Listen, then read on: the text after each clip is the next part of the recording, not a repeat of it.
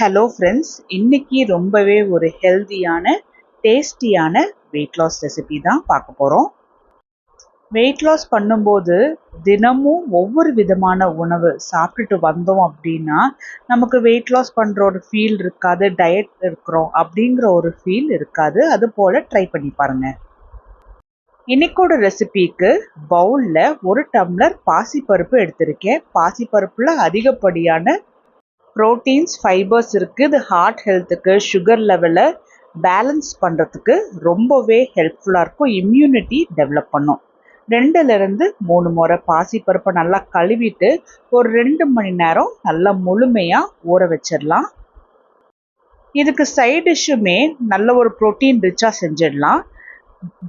பேனில் 1 டீஸ்பூன் தேங்காய் ஊற்றி, தேங்காய் சூடான உடனே 4 டேபிள் ஸ்பூன் கடலைப்பருப்பு, மிதமான சூட்லேயே கடலைப்பருப்பை நல்லா பொன்னிறமாக ஆகிற அளவுக்கு வறுத்தெடுத்துக்கணும்.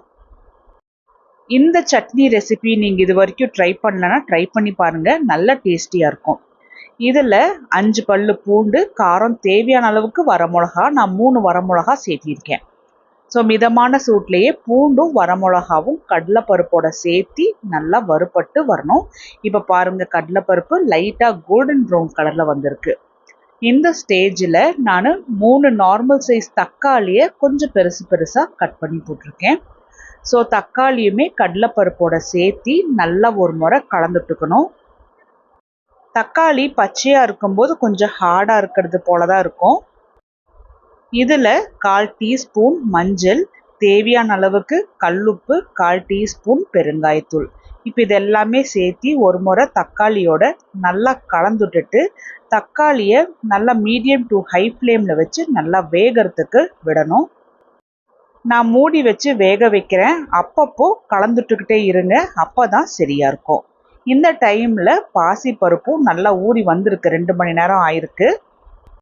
தண்ணியிலிருந்து வடித்து எடுத்து பாசிப்பருப்பு மிக்சி ஜாருக்கு ட்ரான்ஸ்ஃபர் பண்ணிவிட்டு கடைசி இருக்கிற தண்ணியை அந்த ஊறின தண்ணியோட சேர்த்தியே நான் பருப்போட சேர்த்தி நல்லா அரைச்சி எடுத்துகிட்டு வந்திருக்கேன்.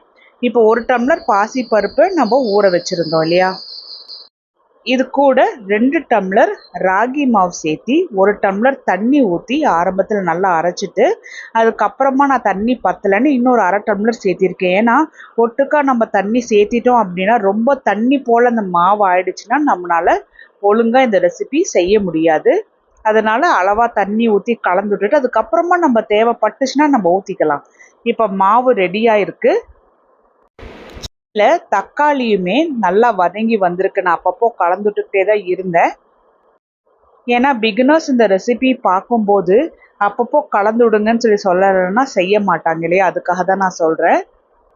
கடைசி எண்ணெய் துண்டு புளி கொஞ்சம் இந்த ஃப்ளேம் ஆஃப் பண்ணிவிட்டு சூட்லேயே அதை அப்படியே விட்டுடலாம். பவுலில் ஒரு நார்மல் சைஸ் வெங்காயத்தை சின்ன சின்னதாக கட் பண்ணி போட்டுக்கலாம். அதே போல் சின்ன சின்னதாக கட் பண்ணின நார்மல் சைஸ் தக்காளி, கொஞ்சமாக கொத்தமல்லி, டேஸ்ட்டுக்காக 1/4 டீஸ்பூன் கரம் மசாலா, தேவையான அளவுக்கு உப்பு போட்டு நல்லா ஒரு முறை இது போல் கலந்து வச்சிடலாம், ஒட்டுக்கா அந்த மசாலாலாம் படுற அளவுக்கு.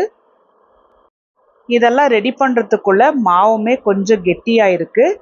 இதில் தேவையான அளவுக்கு உப்பு போட்டு நல்லா கலந்துட்டுட்டு நார்மல் தோசை மாவு பதத்தை விட கொஞ்சம் திக்கான கன்சிஸ்டன்சிக்கு இந்த மாவை நல்லா கலந்து எடுத்துக்கலாம். அதனால நான் 1/4 டீஸ்பூன் விட குறைவாக கொஞ்சம் தண்ணி சேர்த்து இது போல் கலந்துருக்கேன். தோசை தவா லைட்டாக சூடானதுக்கு அப்புறமா இதே மாவில் பாருங்கள், நான் நல்லா மொறுமொறுன்னு தோசை போட்டு எடுக்க போகிறேன். இன்ஸ்டண்ட்டாக புளிக்க வைக்காமல் நம்ம இதை ரெடி பண்ணுறோம்.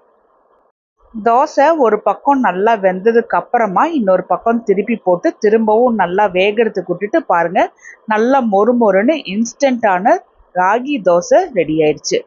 அடுத்ததாக இதே மாவில் நல்லா சாஃப்டாக பொதன்னு ஊத்தப்பம் தான் ரெடி பண்ண போகிறோம். அதுக்கு ஊத்தப்பம் மாதிரியே கொஞ்சம் அதிகமாக மாவு சேர்த்தி சின்னதாக இது போல் தொன்னமாக ஊற்றிட்டு இதுக்கு மேலே ரெடி பண்ணி வச்சுருந்த ஸ்டஃபிங்கை நல்லா தூவி விட்டுடலாம். இந்த ஸ்டஃபிங்கில் மசாலாலாம் போட்டிருக்கறனால நல்ல டேஸ்டியாக இருக்கும். இதில் நான் கொஞ்சமாக தேங்காய் ஊற்றிக்கிறேன். இது நான் என் பையனுக்கு பண்ணுறதுனால நான் இந்த அளவுக்கு தேங்காய் ஊற்றிருக்கேன். இதே நான் சாப்பிட்றதா இருந்தால் கண்டிப்பாக எண்ணெயை கம்மி பண்ணிக்குவேன். ஸோ குழந்தைங்களுக்கும் இந்த ரெசிபி செஞ்சு கொடுங்க, ரொம்ப ஹெல்த்தியாக இருக்கும். நம்ம சாப்பிடும்போது கம்மியாக எண்ணெய் யூஸ் பண்ணிக்கலாம். குழந்தைங்களுக்கு எண்ணெய் இல்லை நெய் போட்டு நல்லா மொறுமொறுன்னு நல்லா சாஃப்டாக செஞ்சு கொடுங்க. ஒரு பக்கம் வெந்ததுக்கு அப்புறமா இன்னொரு பக்கம் திருப்பி போட்டு நல்லா இது போல் அழுத்தம் கொடுத்துட்டோம்னா 2 பக்கமும் ஊத்தப்பம் நல்லா ரெடி ஆயிட்டு வந்துடும். இன்ஸ்டண்ட்டாகவே நல்ல டேஸ்டியான ராகி ஊத்தப்பம் ரெடி ஆயிருக்கு.